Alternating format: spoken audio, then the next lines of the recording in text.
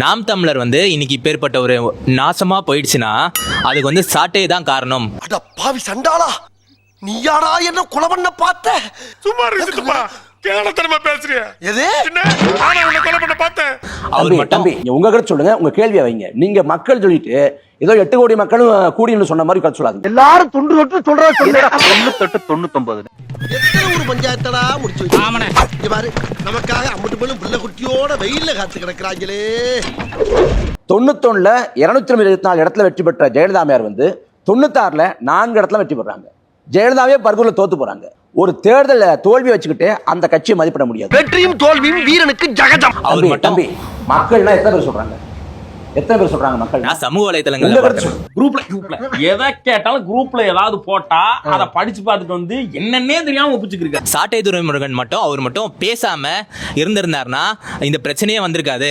அவர் பேசி பேசி தான் வந்து இப்போ ஏற்கனவே இருந்த வாக்கம் வந்து இப்போ வந்து குறைஞ்சு போயிடுச்சு. 234 தொகுதியில் 108 தொகுதியில தாவேக்கா வென்றதற்கும் 8 விழுக்காடு 4 விழுக்காட மாறினதுக்கும் நான் காரணம். அப்போஸ் குளுக்கோஸா? அப்போஸ்ங்க, அப்போஸ்னா ஆமான்னு அர்த்தம். 126 தொகுதியில தாவேக்கா தோத்ததுக்கு யார் காரணம்?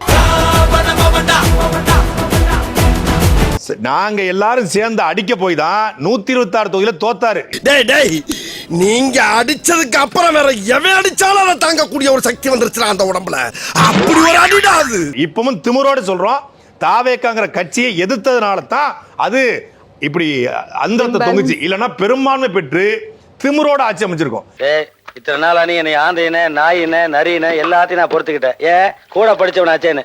இனிமேலு எங்கட மரியாதையா நடந்துக்க. நான் இந்த ஊருக்கு பிரசிடண்ட். அர்ப்பனுக்கு வாழ் வந்தா அர்த்தராத்திரில கொடை பிடிப்பானா. நாய்க்கு பதவி வந்தது நாற்காலி நடுத்தருக்கு வந்துருச்சு. திமிரோட ஆட்சி அமைச்சிருந்தா என்னெல்லாம் நினைச்சதோ அதையெல்லாம் செஞ்சு தமிழ்நாடு இன்னும் குட்டிச்சோரா மாத்திருக்கோம். அப்படின்னா நீங்க ஒரு செல்லா காசுன்னு சொல்லுங்க. ஒரு தனிப்பட்ட நபர், சாட்டைங்கிற ஒரு தனிப்பட்ட நபர் வந்து இவ்வளவு பெரிய கட்சியை விஜய்ங்கிற ஒரு ஆளை நான் பேசி பேசி ஜெயிக்க வச்சுட்டேன்றாங்க. நான் ஒருத்தன் பேசினா விஜய் ஜெயிச்சாருன்னா அப்ப நான் எவ்வளவு பெரிய ஆளு? குழந்தை. நான் ஒருத்தன் பேசி விஜய் ஜெயிச்சாருன்னா நான் எவ்வளவு பெரிய ஆளு? அப்ப விஜய் 69 படத்துல நடிச்சு ஜான் ஆரோக்கியசாமி, பிரசாந்த் கிஷோர், ஆதவ அர்ஜுனா இதெல்லாம் செய்ய முடியாத ஒருத்தர் நான் சொல்லிடுறேன், திமிரா சொல்றேன். நான் எவ்வளவு பெரிய ஆளு? நான் எவ்வளவு பெரிய ஆளு? ஒத்துக்கிறேன். இதை விட இது பெருசுதான். தெரியுதுல, உள்ள மரியாதை மடக்கிட்டு உட்காருப்போ. அப்படி அன்பா சொல்லு. இந்த பிராண்ட உடைக்கிறதுலாம்டா நான் பெரிய ஆளு. அந்த பிராண்ட், எந்த பிராண்டு? தளபதிங்கிற பிராண்ட். அந்த பிராண்ட உடைக்கிறதுலாம் நான் பெரிய ஆளு. பாத்துருவோமா? நீ பெரிய நடிகன், உச்ச நடிகன், உச்சபட்சம் 200 கோடி 1000 கோடி. நான் ஒண்ணுமே கிடையாது. பாத்துருவோமா? வேணாப்பா, ஒன்லி பாடி லாங்குவேஜ் தான்ப்பா, உள்ள ஒண்ணு கிடையாதுப்பா. நீ நினைக்கிற அளவுக்கு நான் ஒண்ணும் பெரிய பயிற்று கிடையாதுப்பா, ஒன்லி பில்டப்புப்பா. மாற்றம்னு சொல்லி தான் தாவேக்கா வந்துச்சு. ஏற்கனவே திமுக அதிமுக என்ன பண்ணுச்சு அதையே பண்றாங்க. அப்படி அது மாற்றமே கிடையாது. அது ஒரு ஏமாற்றமா தான். ஏங்க அப்ப தொகுதிக்கு ஒண்ணு நல்லது பண்ண மாட்டீங்களா? யார பார்த்து என்ன கேள்வி கேக்குற? தொகுதிக்கு நாங்க எதுக்கு நல்லது பண்ணணும்?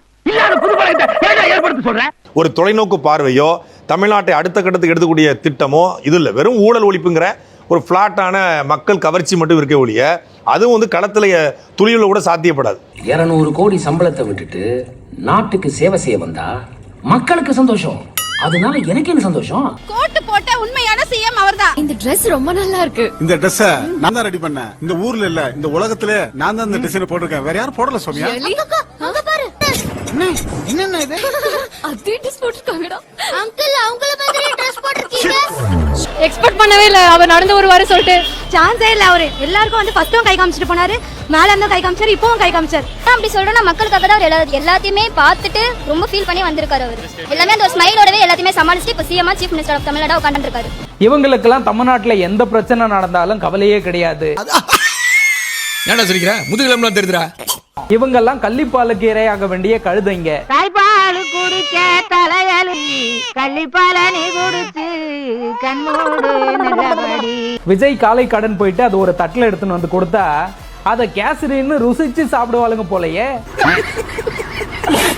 நீங்க செய்தி போடுங்க சரி. விஜய் வர்றாரு, எதுக்கு பின்னாடி பாட்டை போடுறீங்க?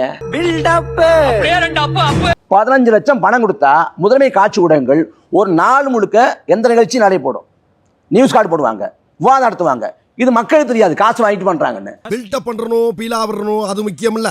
நம்ம எது பண்ணாலும் இந்த உலக நம்மள உடனே உத்து பார்க்கணும். இந்தியாவிலேயே முதல் முறையாக அதிநவீன தரமான பஸ் ஸ்டாப்பை நம்ம அண்ணனோட ஆட்சியில மிக பிரம்மாண்டமாக பஸ் ஸ்டாப் வந்து மக்கள் பயன்பாட்டுக்கு திறக்கப்பட்டிருக்கு. இது கடந்த திமுக ஆட்சியில கூட இது மாதிரியான ஒரு தரமான அதிநவீன பஸ் ஸ்டாப்பை வந்து திறந்தது கிடையாது. எனக்கு தெரிஞ்சு பீகார், ஊபி இது மாதிரி மாநிலங்கள்ல திறந்திருக்க வாய்ப்பு இருக்கு. ஆனா தமிழ்நாட்டுக்கு இதுதான் முதல் முறை. கிட்டத்தட்ட 2 லட்சம் ரூபாய் பட்ஜெட்ல இந்த பஸ் ஸ்டாப் திறக்கப்பட்டிருக்கு. இந்த பஸ் ஸ்டாப்பை தளபதியின் போர்வால் சொற்பொழிவு பீரங்கி நீர்வளத்துறை அமைச்சர் அண்ணன் புசி ஆனந்த் தான் திறந்து வச்சிருக்காரு. இந்த திறப்பு விழால 2 சைடு வாழை மரம், 2 பேனரு, தோரணங்கள், சாப்பாடு, பிரஸ், அதையும் தாண்டி ரூட் மாஃபியாவோட இன்ஃப்ளூயன்சர்கள் பஸ் ஸ்டாப்பை விட விளம்பரத்துக்கு அதிகமா செலவு பண்ணி தடபுடலா மக்கள் பயன்பாட்டுக்கு திறக்கப்பட்டிருக்கு. இந்த அதிநவீன தரமான பஸ் ஸ்டாப் ஈசிஆர் அக்கறையில தான் அமைக்கப்பட்டிருக்கு. வாய்ப்பு இருந்தா நீங்களும் போய் பாருங்க. அண்ணனுடைய உண்மையான மாற்றத்தை நீங்களும் தெரிஞ்சுப்பீங்க. பழைய இரும்பு சாமா ஈயம் பித்தாளைக்கு பேர் சம்பளோ. என்னடா பித்தாளாட்டது? அவர் பேசுறதான் செய்தி. ஆனா அவர் போறாரு, வாகனம் மாறுறாரு, கோட்டை மாத்திட்டாரு, அவரு நாற்காலி மேல போட்ட துண்டை நீக்கிட்டாரு, எல்லாத்தையும் செய்தாக்குனாங்க. சொன்னா நம்ப மாட்டீங்க, அவருக்கு ஒண்ணுக்கு வந்துருச்சுன்னு அவரே அவர் காலால எந்திரிச்சு நடந்து போறாருங்க. அவ்வளவு பெரிய ஸ்டார். யாரும் அவர்கிட்ட சொல்லல உங்களுக்கு ஒண்ணுக்கு வருது சார் அப்படின்னு. அவரே உணர்றாரு அவ்வளவு பெரிய ஸ்டார். அவர் பார்க்காத காசு இல்ல, பணம் இல்ல, அவ்வளவு புகழ்ல இருக்காரு. அவரே உணர்றாரு அவருக்கு ஒண்ணுக்கு வந்துருச்சு. வேற மாதிரி சார் அவரு. சொன்ன நம்ப மாட்டீங்க, நடந்து போய் பாத்ரூம்ல கதவை தாப்பா போட்டு சிப்ப. அப்ப ஊடகங்கள் விஜய் விஜய் விஜய் தூக்கி பிடிச்சதால அந்த தாக்கம் வந்து மக்கள் மனதையும் படிஞ்சிருக்கு. இந்த கவர்ச்சியில மயங்கி மக்கள் நமக்கு ஓட்டு போட்டுட்டாங்களா? அந்த செயற்படுங்க. நீ போடுவா பரதேசி உன்னை மீட் வந்து நிக்கிறேன். நாங்க வந்து நாம் தமிழர் கட்சி மேல மிகுந்த மதிப்பு வச்சிருக்கோம் சார். அதுல எந்த மாற்று கருத்தும் கிடையாது. என்னோட கேள்வி என்னன்னா, இப்ப 8ல இருந்து 4 இருக்குது. திரும்ப நிறைய பேர் வராங்க புதுசா கட்சி ஆரம்பிச்சு. அந்த 4ல இருந்து மறுபடியும் குறையாதா பர்சன்டேஜ்? அதுதான் என்னோட கேள்வி. இந்த தேர்தல் வந்து ஒரு விபரீத விபத்து, இது ஒரு டிசாஸ்டர், பேரிடர். பொறாமையில கத்தாத. யாரு இத பார்த்து எனக்கு பொறாமை? அட போப்பா. பொதுவாக ஒரு கட்சி தலைவரா இருக்காரு. இல்ல அதை தாண்டி இது வார்த்தை இல்ல. அவர் நீங்க தற்கொலைன்னு சொல்லக்கூடாதுன்னா நாங்க வந்து மரியாதை கொடுக்கறத பத்தி எனக்கு பிரச்சனை இல்ல. நீ உன் இஷ்டம் ஏதாவது பேசிக்கிட்டு இருந்தீங்கன்னா நான் எப்படி மரியாதை கொடுக்க முடியும்? டேஷ் போட்டு பேசுறாரு, வாயில வந்துரும். ஒரு கிடையாது. இது நியாயமா? இப்ப என்னங்கறதுக்கு நொன்னாங்கற அவரை நீங்க தற்கொலைன்னு சொல்லக்கூடாதுன்னா எனக்கு வாயில ஏதோ வந்துரும்னு முதல்வர் சொல்லலாமா? நல்லா வருது வேணான்னு பாக்குறேன். சரிங்க, பார்க்கலாம், துப்ப கூடாது.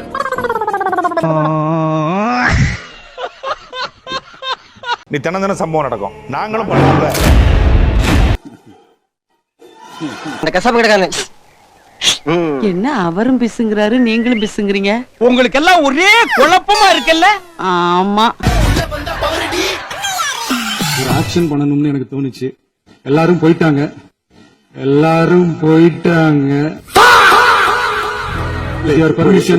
ஓகே பட்டாபி, அசத்துங்க.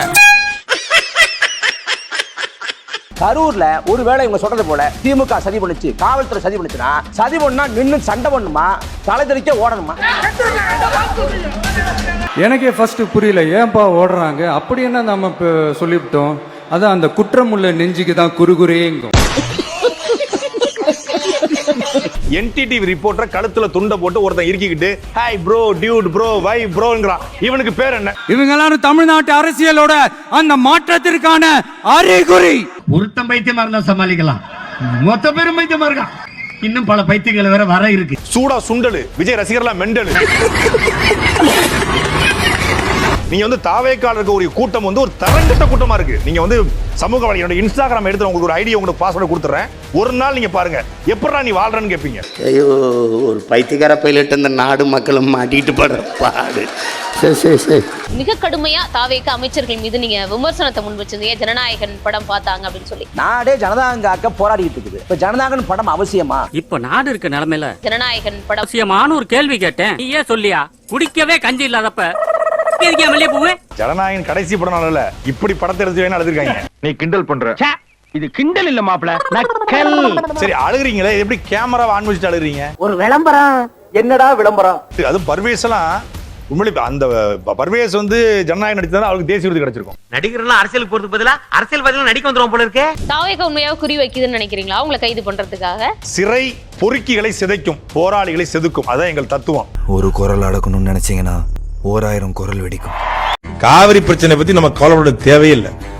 அவர் முழுசா பாத்துக்குவார். அவருக்கு அந்த சக்தி இருக்கு. எப்படி ROV, ரிமோட்லி ஆபரேட்டட் வெஹிக்கிள், அதை வச்சு தண்ணிக்குள்ளேயே போய் அணைகளோட உறுதித்தன்மை ஆராய்ச்சி பாக்குற வரைக்கும் நான் எல்லாம் தெரிஞ்சுதான் வச்சிருக்கிறேன். எவ்வளவு பெரிய விஞ்ஞானி நீங்க எல்லாம் பர்மனண்டா சந்திரமண்டலத்திலேயே தங்க வேண்டியவங்க, தவறி போய் பூமியில் இருக்கீங்க. சார், கர்நாடகாவை பத்தி 2 ரீல்ஸ் எடுத்து போட்டோம்னா இன்னும் கொஞ்ச நாள்ல நல்லா ஓடும் சார். இல்ல இங்க ரீல்ஸ் எடுக்க தடை செய்யப்பட்டிருக்கு.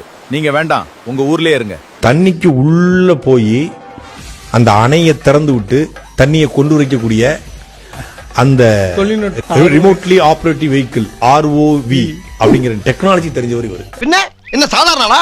பஞ்சாப், ஹரியானா, குஜராத், மகாராஷ்டிரா, பாம்பே, கல்கத்தா, என்ன இங்கெல்லாம் லாட்டரி வியாபாரம் பண்ண போறியா? அவங்க எல்லாம் வந்து எங்க பஞ்சாயத்தை தீர்த்து போறாங்க சொல்ல வந்தா லாட்டரி வியாபாரம் பண்ண போறோம். அப்ப என்ன பண்ணுவாருன்னா, நீங்க கபினிக்கு உள்ள போய் TK சிவகுமார் தூங்கிட்டு இருக்கும்போது டப்புனு சட்டை திறந்துருவாப்ல. அருமையான ஐடியா வரட்டா. மக்களே, நம்ம காவிரி நீர்பிடிப்பு பகுதிகளில் கர்நாடகா மாநிலத்தில் வந்து கனமழை பெய்து வருகிறது. இதை இப்போ ஏன் நான் சொல்றேன்னா, இப்போ இந்த நியூஸ் கொஞ்சம் பாருங்களேன். அதாவது காவிரி நீர்பிடிப்பு பகுதியில் கடந்த சில நாட்களாக மழை பெய்து வருகிறது. இதனால் மேட்டூர் அணைக்கான நீர்வரத்தானது அதிகரித்திருக்கிறது. இன்று காலை 8 மணி நிலவரப்படி 539 கனடியாக அதிகரித்திருக்கிறது. என்னடா இவனுங்க கர்நாடகால மழை பெய்யறதெல்லாம் பேசுறானுங்களே நினைக்காதீங்க. நம்ம வர்ச்சுவல் ஆபீசர்ஸ் என்ன பண்ணுவாங்கன்னா, எங்க அண்ணன் நடராத்திரி கர்நாடகா டேம் காம்பவுண்ட் வாலிகிரி குதிச்சு அங்கேயும் இங்கேயும் யாருமா இருக்காங்களான்னு பார்த்து டப்புனு போய் டேமோட கதவை திறந்து காவிரி தண்ணியெல்லாம் ஃபுல்லா வந்து தமிழ்நாட்டுக்கு திறந்து விட்டு அப்படியே டேம்ல ஒரு டைவை போட்டு நேராக அப்படியே நீச்சல் அடிச்சு, நம்ம அவர் தான் சுனாமிலே ஸ்விம்மிங் போட்டு வராச்சு, நேராக நீச்சல் அடிச்சு அப்படியே தமிழ்நாடு பார்டருக்கு வந்து அப்படியே காவிரி தாயை கையை பிடிச்சி தமிழ்நாடு கூட்டு வந்தேன்னு கிளைம் பண்ணாலும் கிளைம் பண்ணுவானுங்க. அதனால தான் மக்களே இந்த வீடியோ. நம்ம 23ஆம் புலிகேசி தேர்தல் பிரச்சாரத்தப்போ ஒரு மேட்டர் சொன்னார்ல, அவர் அடுத்த ஜென்மத்திலேயாவது ஒரு விவசாயி குடும்பத்தில் பிறக்கணும்னு. இதோ ஐயா, நீங்கள் விவசாய குடும்பத்திலலாம் தயவுசெய்து பிறந்துடாதீங்க. ஒரு பயிர்க்கடன் தள்ளுபடின்ட்டு ஒரு ஃபோர்ஜரி பண்ணி இதோ இந்த விவசாயிகள் அப்பாவே விவசாயிகளை இப்படி சவுக்கால் அடிக்க விட்டதுக்கு நீங்கள் வந்து கண்டிப்பாக வந்து மக்கள்கிட்ட வந்து பதில் சொல்லி ஆகணும் ஐயா. போங்கடா பொசகண்டவளே. ஸ்டார்ட் பண்ணு.